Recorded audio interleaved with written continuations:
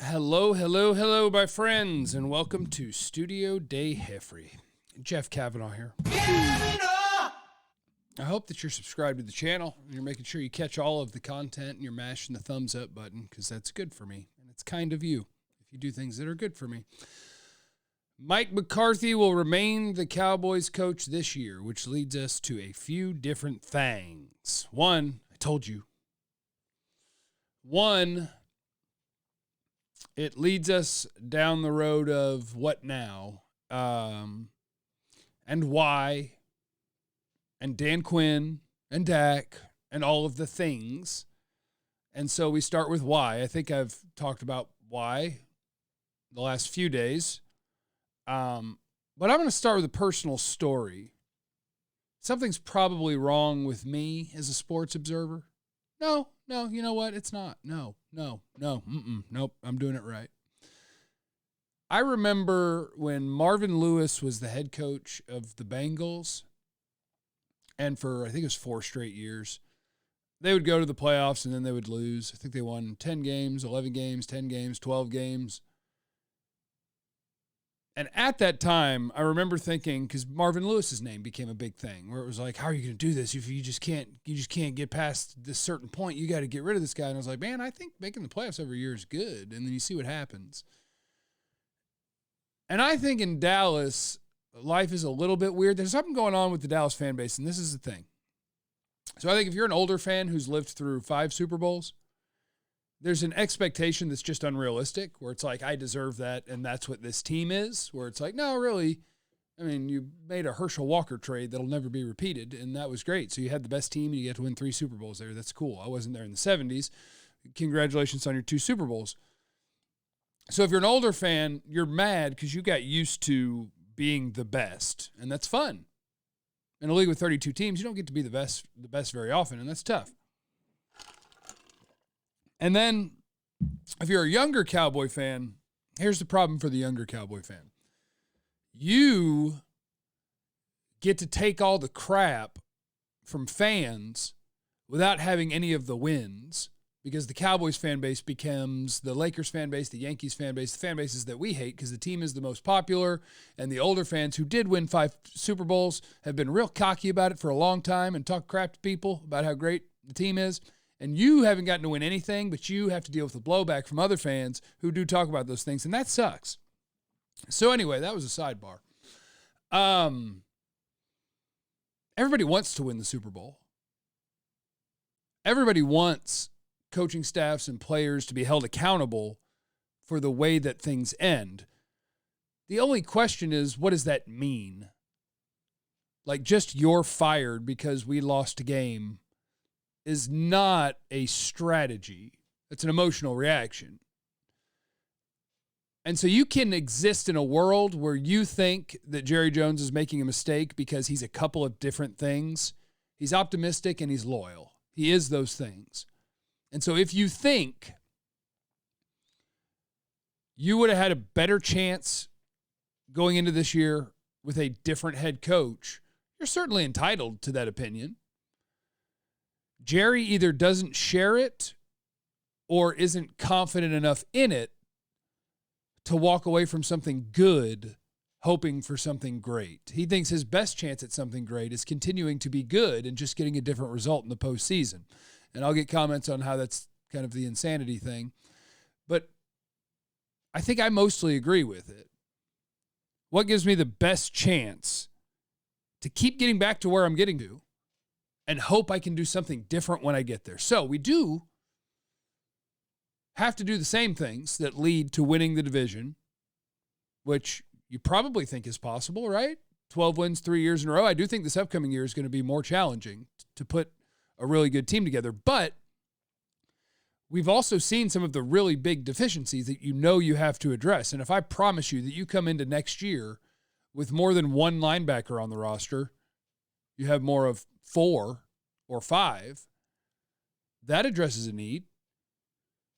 And if I project some progression out of Mozzie Smith and the adding of another big boy in the middle, that addresses something. Trayvon Diggs comes back. That's helpful.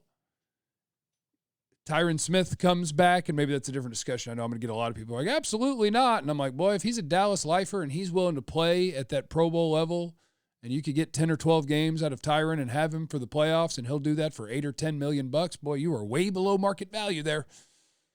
You do that. So anyway, I think that this is the right decision. I think that a Bill Belichick match. I hate doing this. What makes you think Bill Belichick would be better? It's just the idea that his name means that your team is going to be super better prepared for big moments. Well, if his team's going to be super better prepared for big moments, how come his team sucks?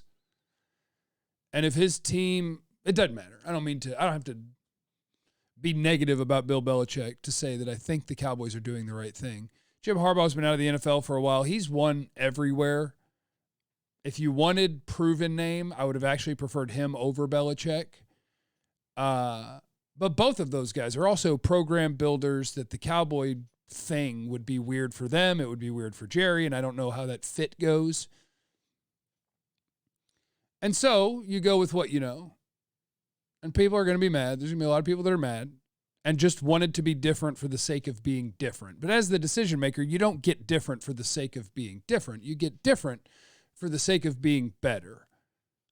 And Jerry wasn't confident that whatever other route he went would be better or give him a better chance. I wanted him to go hire a young, bright, offensive mind assistant to be their head coach.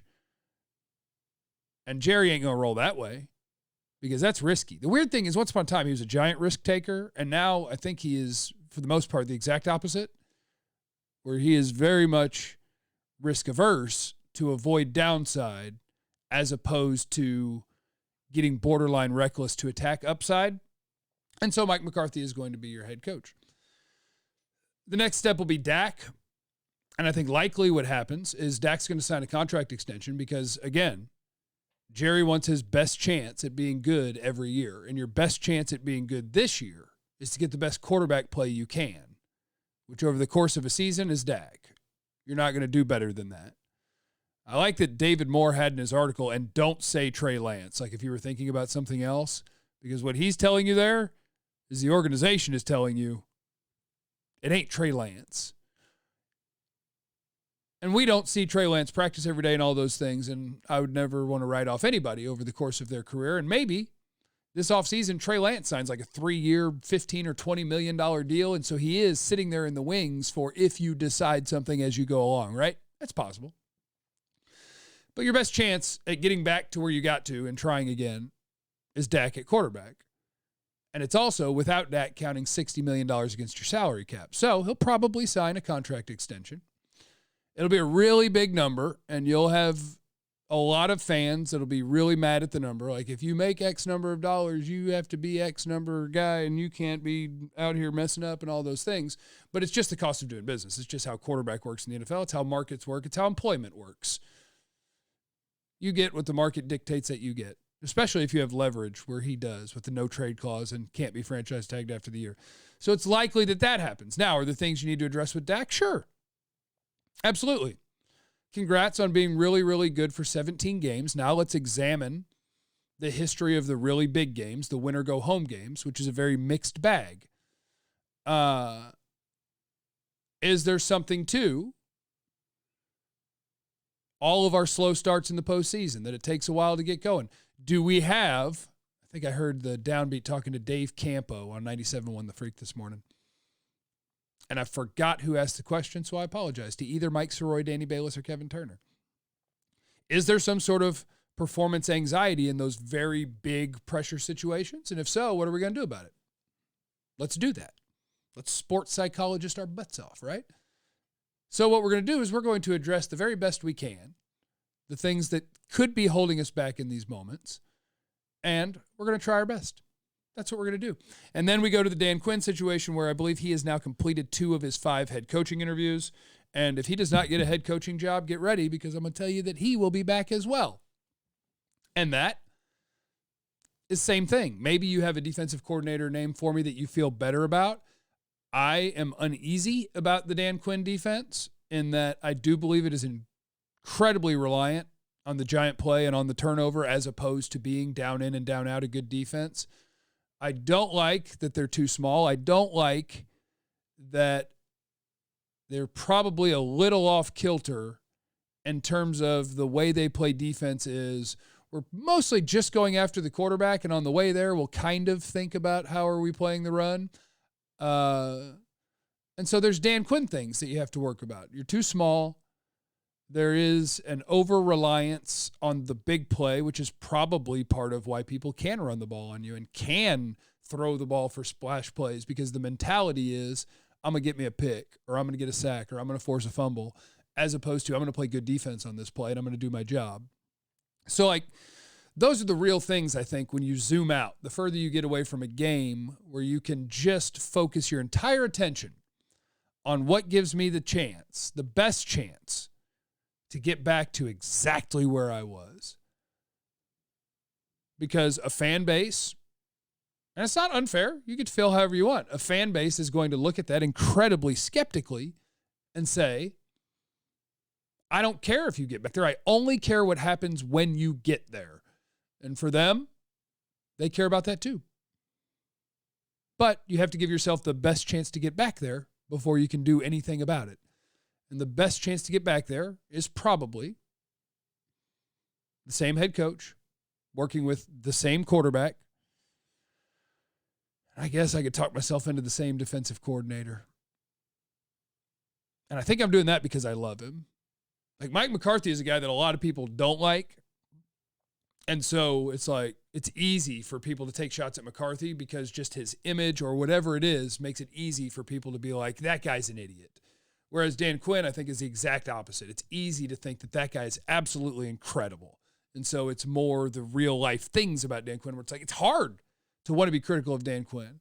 He's very, very, very likable. And I think there's stuff they got to figure out on defense and with the people on the roster. So anyway, that's those two guys. Oh, and the other thing is, get ready for this, because if things with the first place schedule and the divisions that you're going to play this upcoming year, if you wanted McCarthy fired, you got a decent shot some point in the season this year. Lame duck last year of the contract, tougher schedule. Boy, he is going to be the favorite to be the first guy fired going into the season. So enjoy that. That'll be fun for you. Anyway, that's your Cowboys stuff of the day. Thanks for hanging out with me. Make sure you're subscribed. You're hitting the thumbs up, all the different things. Leave in the comments how angry you are. We'll do all those things. And remember, you have no idea what anyone's going through, so be cool to everyone. I love you. Be easy.